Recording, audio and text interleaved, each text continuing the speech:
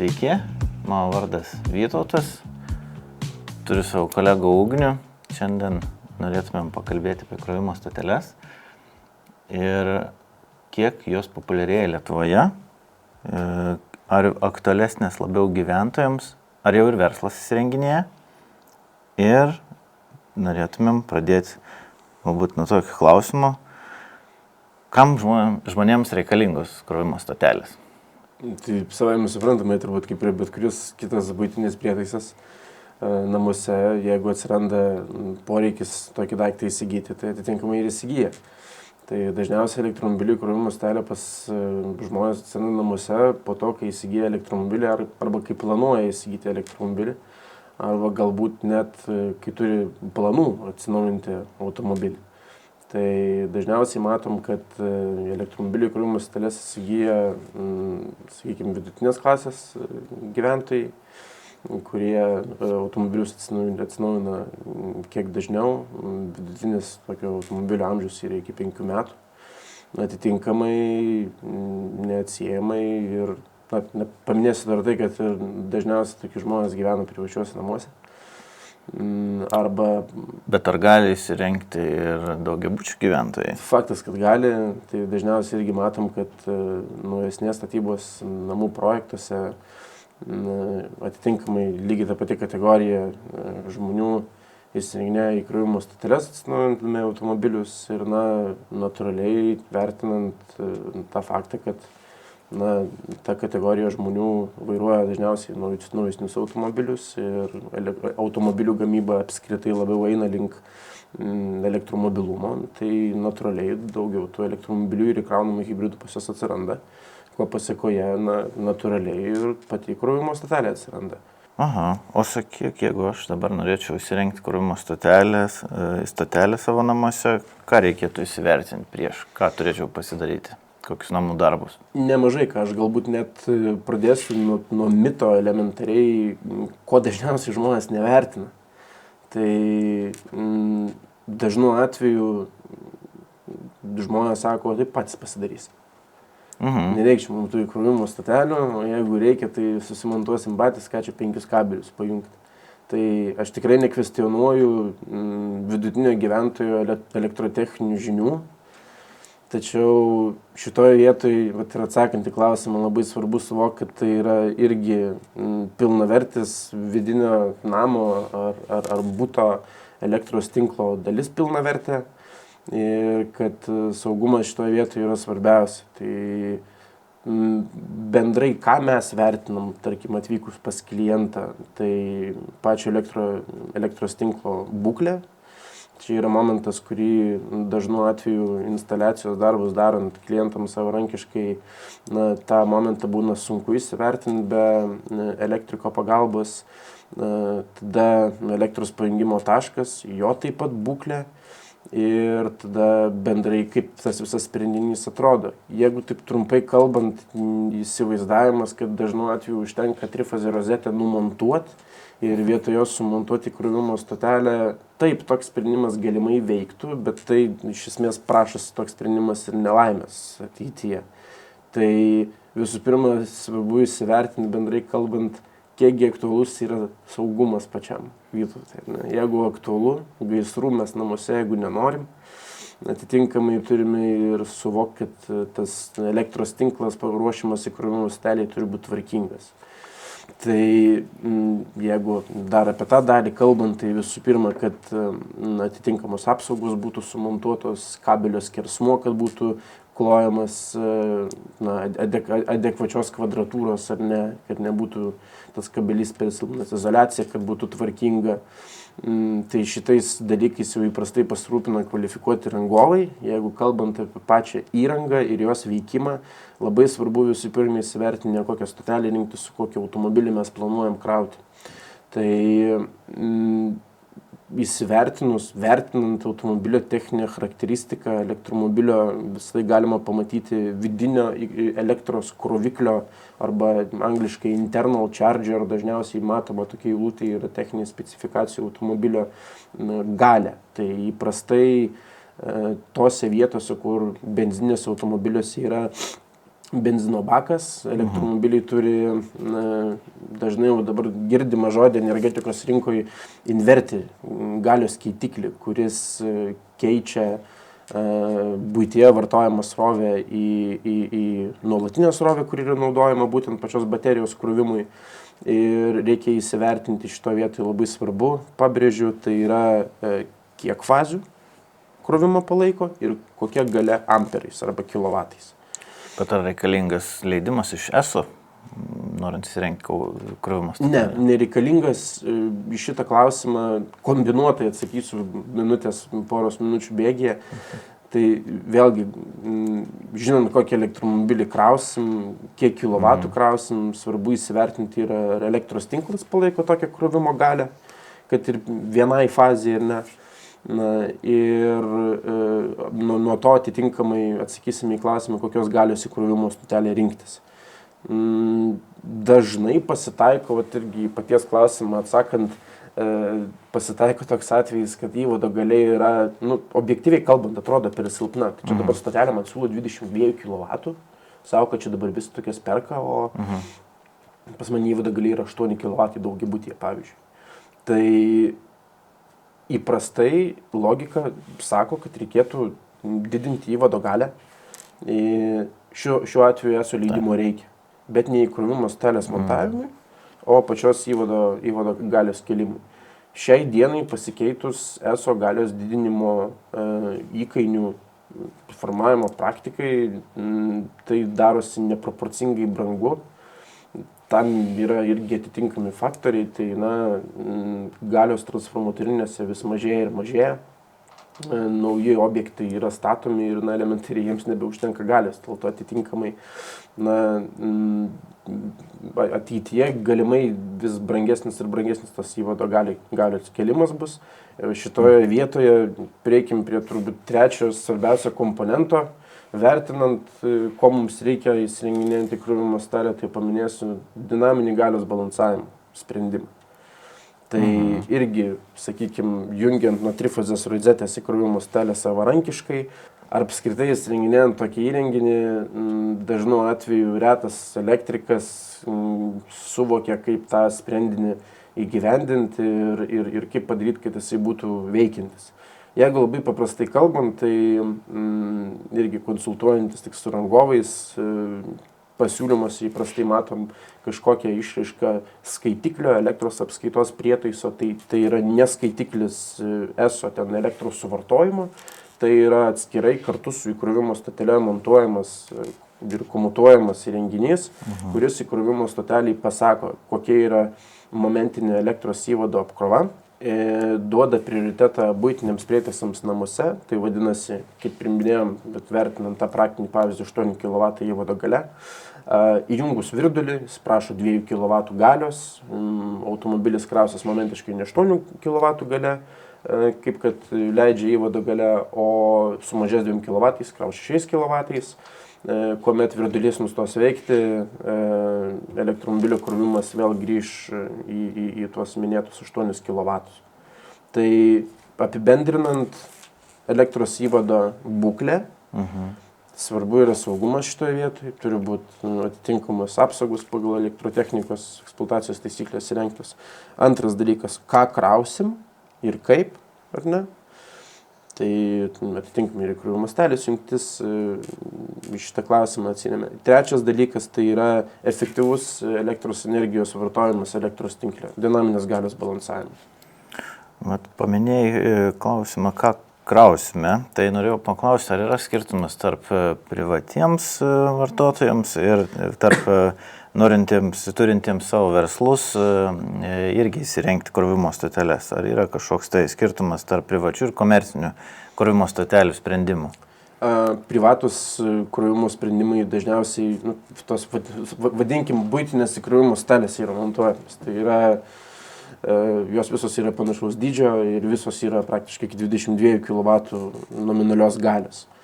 Tai šiai dienai, ką mes turim rinkoje, kintamas srove, vartojamos įkrovimo stotelės, kurios veikia, tai praktiškai tokias lubas ir turi, atiduodamai galiai. Versle, ką matom, tai yra mišrus priėjimas prie krovimo klausimų. Tai dviejų tipų atitinkamai sprendimai, tai yra kintamos srovės buitinės įkrovimo stotelės su šiek tiek platesniu funkcionalumu ir yra nuolatinės srovės didesnės tos greito krovimo stotelės, sakykime, ne. Tai kalbant apie tai, kuom skiriasi, tai čia jeigu reikia apibendrinant, tai yra AC įkrovimo stotelės ir DC įkrovimo stotelės. Apibendrinant, tai buityje naudojamas įkrovimo stotelės, tos AC kintamos srovės iki 22 kW, jos iš esmės dažnu atveju joms yra nereikalingas nuotolinis valdymas. Būna klientai tokį poreikį nori išreiškia, kad, sako, būdamas namuose nori matyti, kaip ta įkrovimo stotelė veikia. Praktika rodo ir pačiam kiek yra tekę naudotis, kad toks interaktyvus pasidaro tas toksai sprendimas, kad mes galim pasižiūrėti, bet faktiškai mes naudojam kaip ir bet kurį buitinį prietaisą namuose. Tai vadinasi, įdedam tą automobilį krauti ir pamirštam. Paskui su laiku toks įprotis dažnu atveju išsiugdo pas vartotojus.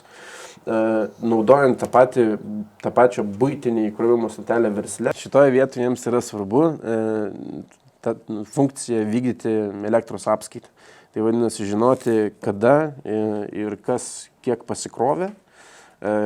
Su šita funkcija ateina papildomi patogumai, tai kaip pavyzdžiui, automatinių ataskaitų generavimas ar netgi vartotojo apmokestinimas dar prieš krovimo sesiją. Tai reiškia, kad žinant, kas kada krovė, gali verslui tapti pajamų šaltinis? Žinoma, vienareikšmiškai. Ir šitoje vietoje tikrai verta paminėti ir alternatyvą, kurią prieš tai minėjau, tai yra DC, tos greito krovimo stotelės. Tai šiai dienai turbūt finansiškai naudingiausias būdas verslui įdarbinti šitą sprendimą, tai yra įsigyti greito krovimo stotelę, jos vidutiniškai, standartiškai yra nuo 60 kW galios. Tai visų pirma, tai elektros atidavimas į klientams į automobilius tampa kur kas greitesnis negu su 22 kW krovimo stotelėm buitiniam. Kitas dalykas, elektros energijos kilovatvalandės kaina įprastai per tokias stoteles būna brangesnė. Tai taip mes komunikuojam greito krovimo stoteles kaip tikrai likvidų sprendimą, likvidžią investiciją verslams, kuri irgi skaičiuojamas atsipirkimas yra iki 3 metų. O gal turi pavyzdžių, kokiems verslams tai labiausiai tiktų šios krovimo stotelės? Iš esmės tai yra bet kuri įmonė, bet koks verslas, kuris yra strategiškai patogioje vietoje, šalia magistralinių kelių, degalinės, tikrai akcentuoju, dabar jau šiai dienai mes matom vis daugiau tų įkrovimo stotelių degalinės ir net atsimenu, kažkada buvo toks naratyvas, kad kaip čia dabar konkuruoja patys prieš save. Benzinas, dizelis ir tada įkrovimo stotelės. Nesąmonė to nebus, praėjo mažiau negu 2 metai, matom, kad taip yra, kad tokia praktika neegzistuoja.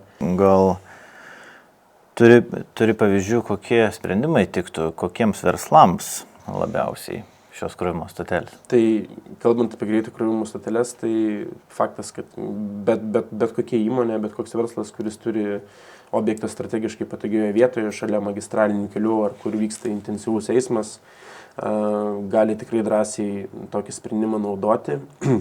Dar geriau yra, kai net verslas turi pats savo autoparką elektromobilių arba įkraunamų hibridų. Naudą šitoje vietoje galima turėti abipusę. Tai vėlgi svarbu yra paminėti, kad greito krovimo stotelės jos dažniausiai poreikis susiformuoja įmonėms šitą sprendimą taikyti tuomet, kada jau patys turi savo elektromobilių autoparką ir praktiškai neturi kito pasirinkimo, kaip tik tais tokį sprendimą naudoti, nes turi didelį poreikį greit pasikrauti elektromobilius. Tai šitą sprendimą galima ir labai kokybiškai įdarbinti. O ant kiek sudėtinga būtų siūlyti klientams šią paslaugą kaip krovimą? Ar tai yra sudėtinga įgyvendinti, ar iš tiesų nėra taip sudėtinga? Ne, tai nėra sudėtinga. Tai yra daugybė programinės įrangos pasirinkimų, kad ta stotelė įkrovimo būtų matoma viešai. Tai šitoje vietoje tikrai galima drąsiai rinktis bet kokį nepriklausomą tiekėją ar tiekėją, kuris ir savo įkrovimo tinklą turi.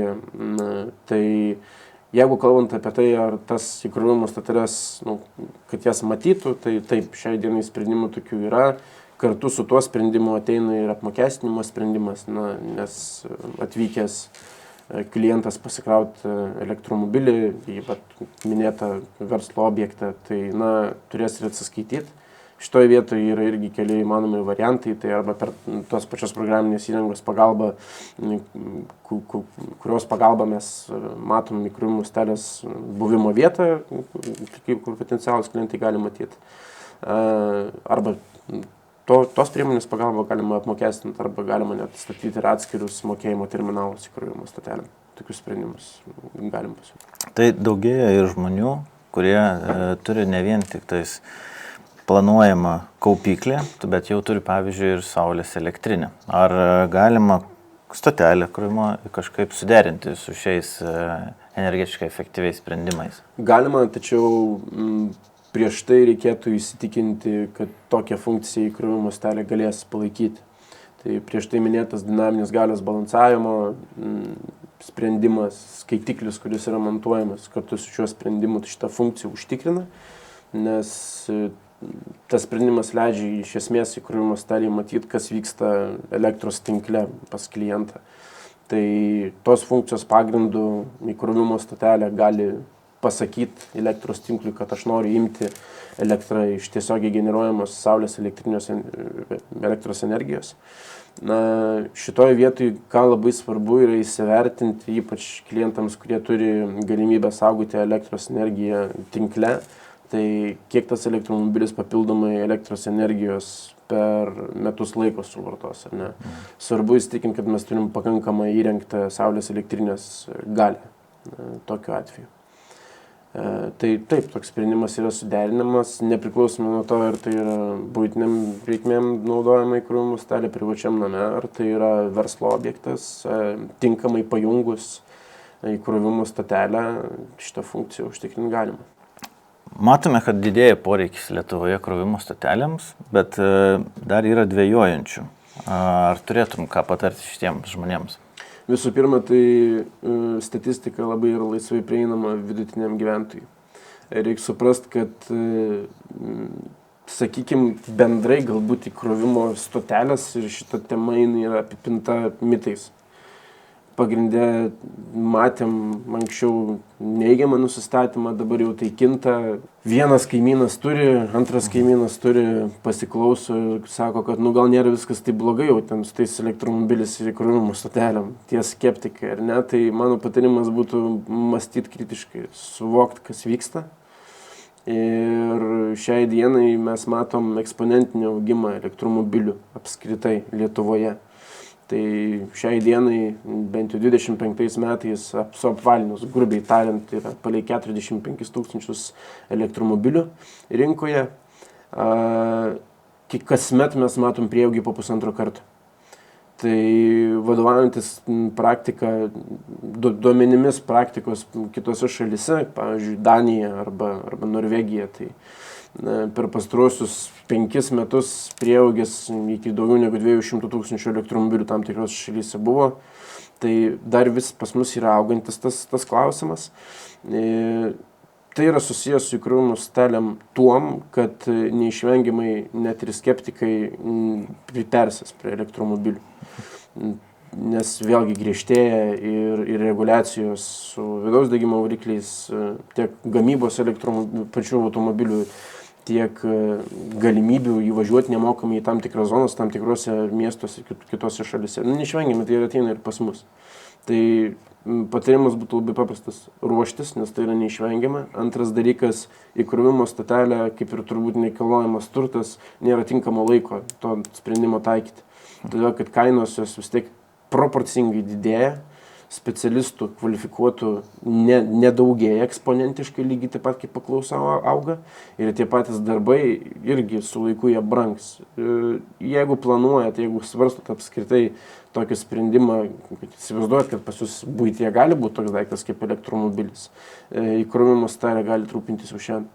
tie sprendimai, kurie yra taikomi šiandien, aš esu praktiškai 100% įsitikinęs, kad jie bus likvidus ir išnaudojami net ir 50 metų bėgyje. Dažnas būna tarp kitko klausimas, tai čia man paskui ateityje reikės atsinaujinti įkrovimo stalę ar nereikės. Ne, greičiausiai nereikės. Taip reiškia, jūs jau įsirengėjai, tai jau labai ilgam laikui. Taip. Ar ne?